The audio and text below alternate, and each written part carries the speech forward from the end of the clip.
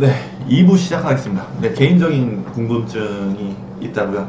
네, 개인적인 궁금증이 좀 있어서 이제 하나씩 물어보겠습니다. 제가 우리가 알고 있는 뭐 네이버나 뭐 이런데 포털 사이트에 검색하면은 뭐 사주나 운세 어플 이런 거 검색 많이 하잖아요. 띠 검색 뭐 이런 거, 그런 걸 혹시 다 무속인들이 만드는 건가요?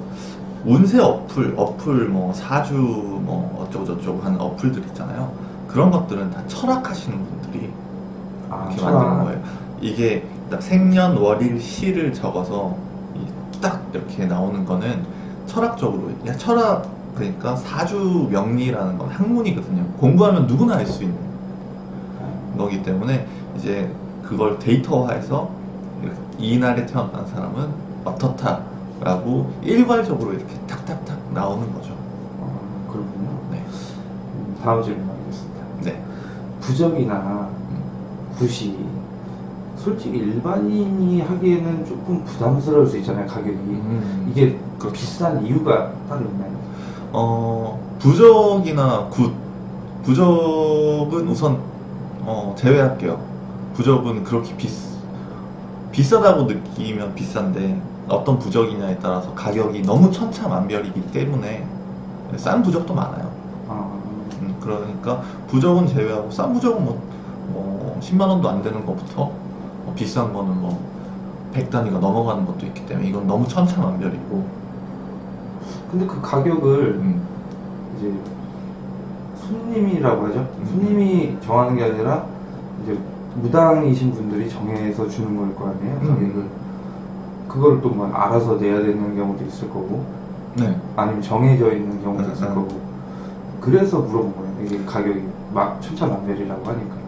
그거 특수부라고 있어요. 특수부는 막 진짜 A4 용지만한 거 꽉 채우는 부적도 있고, 간단한 거는 그냥 우리가 흔히 알고 있는 부적 모양이잖아요. 네. 그런 한 장 한 장은 솔직히 싸요. 근데 만약에 내 앞에 있는 분이 어떤 문제가 있다. 그럼 문제를 해결하기 위해서 부적을 하나를 써요. 그럼 이 하나를 없앤다고 해서 다 좋아지는 게 아니에요. 서로 상호 보완을 위해서 부적이 하나를 없애기 위해서는 3-4장이 필요한 거예요. 그리고 그 시간과 부적을 이렇게 써서 부적을 내려서 바로 드리는 게 또 아니거든요.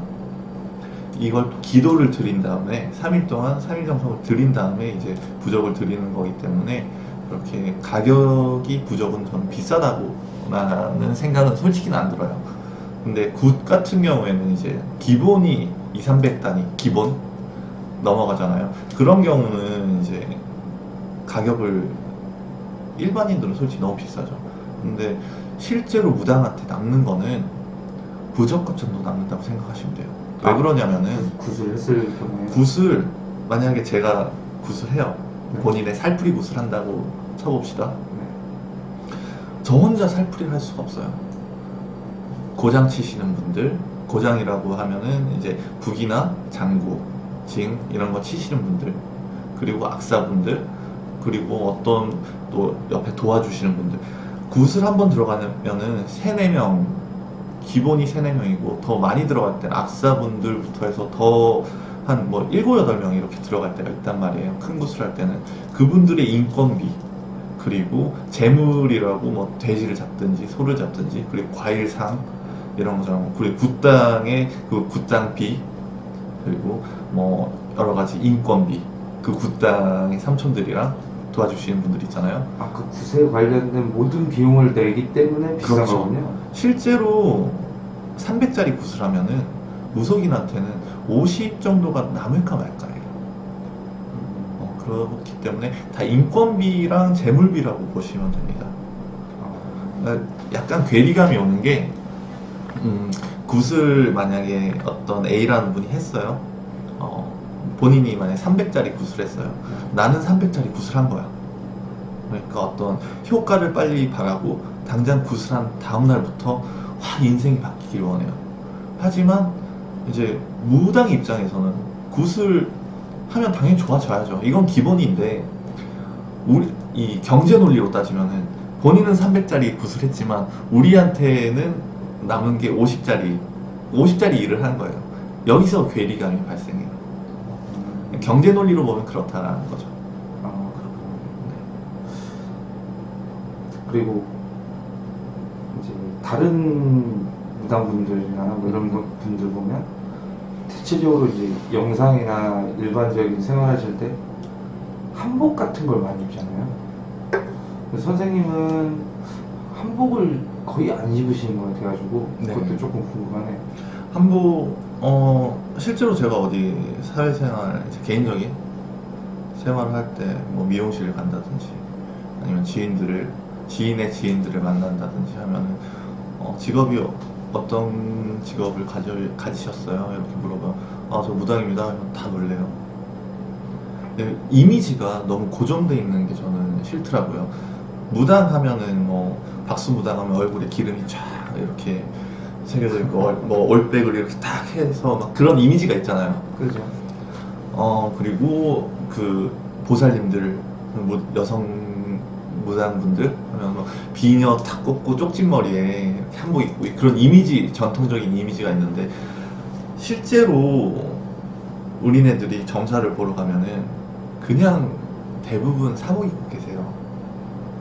그냥 편한 평상복을 입고 계시고 이제 유튜브 이렇게 촬영을 하잖아요. 촬영을 할 때는 아무래도 무속인이다 보니 한복을 입고 이렇게 차려입으시고 어떻게 보면 우리 한복이라는 게 그런 거예요. 결혼식 할 때는 당연히 턱시도 입듯이 우리는 일을 할 때는 한복을 입는 거죠. 근데 저는 그런 거를 좀 연연하지 않는 그런 스타일이기 때문에 한복을 잘 안 입습니다. 이거는 호불호가 많이 갈리시더라고요. 근데 저는 그렇게까지 막 구속되게 뭔가 고정된 거를 그렇게 좋아하진 않는 스타일이라서 이건 아주 개인차예요, 개인차. 아하. 그리고 이제 무속인들 혹시 뭐 무당이나 무속인 분들도 연애를 하시고 뭐 결혼도 원래 못 한다고 돼 있는 걸로 알고 있거든요. 제가 알기로는 네. 그게 가능한지. 나는 근데 이 말이 어디서부터 이렇게 와전됐는지 모르겠는데 실제로 지금 제가 강남으로 와 있잖아요. 네. 저번에 닭발을 먹으러 갔는데 옆 테이블에 유튜브를 한참 이제 열심히 하시는 무속인 무당분들이 있으시더라고요. 막 이렇게 또 연애도 하시고 우리도 똑같아요. 이렇게 일 마치면은 닭발 먹고요, 소주 한잔 하고 노래 먹어서 노래도 부르고 연애도 하고 뭐 영화도 보러 가고 우리 이 무당들이라고 너무 이렇게 좀 터부시하는 문화도 저는 솔직히 그렇게 좋아하진 않고 종교인이라고 보면 돼요. 목사님들이 뭐 이 목회자이실 때 이외의 삶도 있으실 거 아니에요. 개인적인 뭐 육아도 하실 거고 그리고 신부님들도 술을 이제 자주 드신다고 저도 들었고 스님들도 이렇게 냉면 먹을 때 고기를 밑에 깔라는 소리도 많이 들어요. 그렇듯이 이제 이건 농담이고요. 무속인들도 다 연애하고 일반인이라고 보면 똑같아요. 무속인들은 무당이나 무속인들 이게 무당이라고 하는 게 맞는 거죠? 네, 무당이 네. 정식 명칭이에요. 무당분들은 돈을 잘 버는지. 아, 네. 실제로 제 나이에 비해서는 잘 벌어요. 저는 엄청나게 막 많이 번다라고 보기는 어렵고 제 나이 또래 평균보다는 많이는 버는데 무당이 되면 돈을 많이 번다. 그래서 무당하고 싶다라는 분들도 실제로 봤어요. 그걸 돈 벌기 위해서 하는 분들도 있다는 얘기예요. 있죠. 근데 이게 진짜 웃긴 얘기가 상위 1%는 어떤 분이 저희 같은 무당이 아니라도 어떤 분야의 일이라도 상위 1% 아니 상위 10%는 많이 벌어요. 근데 나머지 하위 90%를 보질 못하는 거죠. 어떤 일이든 잘 버는 사람이 있으면 못 버는 사람도 있기 마련인데 잘 버는 사람들만 눈에 부각되고 우리가 알게 되고 유명해지고 하니까 그 부분만 보는 거예요. 실제로 이렇게 신내림을 받고 손님이 일주일에 한 명, 2주일에 한 명 이렇게 와서 따로 이제 뭐 식당 일을 하신다든지 아니면 다른 무속인들 일만 이렇게 뒤에서 처리해주러 간다든지 이러신 분들이 정말 많거든요. 무당이라고 해서 돈을 다 많이 번다 이런 거는 진짜 너무 힘든 거예요. 이거 자체로 제가 왜 유튜브를 하겠어요. 저도 이제 꾸준히 업을 유지해야 되기 때문에 손님 상담을 해야지 저도 이제 상담비를 받고 햇반도 사고 배달의 민족도 시켜 먹을 수 있고, 그렇듯이 어떤 자기 홍보나 그런 게 없으면은 요즘에는 무당도 좀 힘들다라고 볼 수 있죠. 이거는 제가 제일 궁금한 것 중에 하나였는데, 무속인이라는 걸, 무당이라는 걸 이용해서 나쁜 짓을 하는 무당분들도 있잖아요. 뭐 예를 들면 제가 얼마 전에 들은 게 그런 거였어요. 뭐 예를 들면 나랑 자주면 제가 유튜브에도 올렸었죠. 나랑 자주면 뭐 너의 업을 해결해 주겠다, 뭐 이런 식이던가, 아니면 구슬을 한 번 했는데 또 다른 구슬을 해야 된다던가, 뭐 부적이 계속 필요하다던가, 뭐 이런 식으로 뭐 돈을 갈취하는 그런 나쁜 무속인들이 있잖아요. 그쵸. 네. 그런 분들을 혹시 판가름할 수 있는 게 좀 있나요? 이게 일반인들이 늪인 것 같아요. 어떤 거냐면은 굿을 한번 딱 큰 돈을 들여서 했잖아요. 근데 구판에서 너 이거 연속으로 안 하면은 효과가 하나도 없어, 이거 꼭 해야 돼 이러면 내가 이미 큰 돈을 들였으니까 성과는 성취, 이제 성부를 봐야 되잖아요.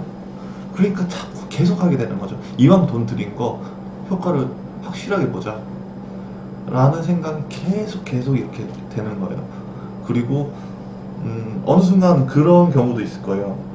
굿을 몇 번을 막 3-4번을 하고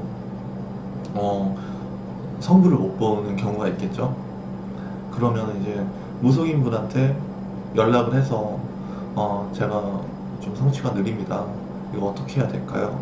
라고 하면 너는 기도가 부족해서 그렇다, 아니면 부정을 타서 그렇다 라고 해서 또 새로운 걸 자꾸 뭐 부적을 해야 된다, 초를 켜야 된다 라고 해서 또 새로운 걸 자꾸 요구하시는 분들이 있어요. 화가 나죠, 제 입장에서는. 그런 분들 때문에 모든 이 무당이라는 파이가 점점 커지는데, 진짜 진솔된 무당들은 이만큼인데 자꾸 어중이더중이가 들어오는 거예요. 이 파이는 커지는데. 그러니까 진짜 진솔된 기도 열심히 하시고 제대로 된 무당분들이 이 나쁜 친구들에 의해서 묻히는 거죠, 인식이. 어떤 뭐 판가름하는 좋은 방법은 너무 이거는 애매한데, 솔직하게 애매해서 더 문제이긴 한데, 자기랑 잘 맞는 사람한테 찾아가야 돼요. 이거밖에 저는 방법이 없다라고 생각해요. 굿 같은 것도 굿을 해서 안 좋다는 게 아니거든요. 하면 좋죠. 좋은데 어느 정도 것이지 이걸 자꾸 유도를 한다든지 이런 경우는 한 번 더 고민을 해보실 필요가 있고, 그리고 이런 경우가 있어요. 내가 만약에 어떤 굿을 했다, 제가 지성이 어떤 본인한테 한 300~400만 원짜리 굿을 했는데 뭔가가 이루어지지 않아요. 그럼 실제로 부적을 써야 될 것 같아요. 부정이 타서 굿을 열심히 했지만, 그럼 돈을 받으면 안 되죠. 그렇죠. 나는 어차피 이 일을 해결해주기 위해서 이 액수를 300~400이라는 액수를 받았으니까 이 일을 해결해줄 때까지 내가 케어를 해줘야 되는 거죠. 초를 켜주던 부적을 주던, 이건 그 후부터는 내가 할 일이, 무당이 할 일인 거지, 제갓집 손님이 돈을 더 추가해서 뭔가를 해야 될 일이 아니라는 거죠. 상담할 때 분명히 이랬을 거예요. 이 굿 하면은 다 나아질 거야, 그러니까 나만 믿고 이거 해, 안 하면 큰일 나니까 이거 해 라고 했으면 그 말은 지켜야 되는 거예요. 이거 했으니까 좋아져야죠. 좋아질 때까지 내가 쭉 추가 비용 없이 뭔가를 해결해 줘야겠죠. 그렇게 되면은 혹시 우리가 병원을 예를 들자면 병원 같은 데를 다니면 이 병원에서 좀 약간 치료가 좀 미진하다 싶으면 다른 병원을 가잖아요. 근데 이 무당 같은 경우도 여기서 했는데 이게 해결이 안 돼요. 다른 무당을 찾아가서 해도 그게 충분히 상관없나요? 가능해요. 이런 동네 의원 찾아갔는데 뭐 무당의 급이 있다라고 말하는 건 아니에요. 네, 그냥 예를 드는 거지. 동네 의원을 찾아갔는데 기침이랑 막 계속 목이 보이는 걸로 보니까 감기로 보여요. 그리고 감기약을 계속 줘줬어요. 낫질 않아. 계속 동네 의원을 그 다니던 데를 갔는데 낫질 않는 거예요. 난 계속 병원비를 주는데 안 되겠다 해서 큰 병원을 찾았는데 식도암인 거죠. 그런 경우에는 이제 큰 병원에서 해결을 해야겠죠. 다시 동네 의원 가서 나 식도암 고쳐주세요 이러면 식도암 아니야 감기야 라고 하다가 죽는 거예요. 그러니까 여기서 어느 정도 하다가 해결이 안 되면은 해결할 수 있는 다른 분을 또 찾아가는 게 가장 좋은 거죠.